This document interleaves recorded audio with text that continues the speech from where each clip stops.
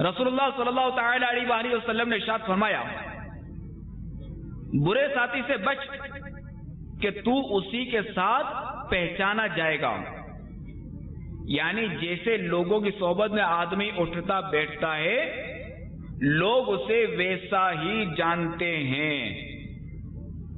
یعنی ایسا نہیں ہو سکتا کہ کوئی شخص بروں کی صحبت میں رہے اور یہ سوچے کہ بھائی میں تو ٹھیک ہوں کہ لوگ مجھے بھی ٹھیک کہیں گے.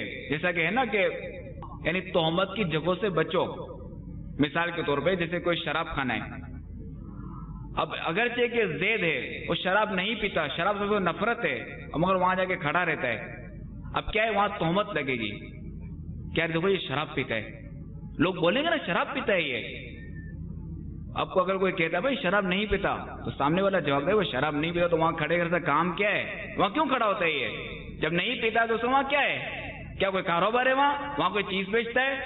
کیونکہ وہاں جو بھی جاتا ہے شراب پینے کے لیے جاتا ہے نا وہاں. تو حدیث پاک میں تہمت کی جگہوں سے بھی بچو.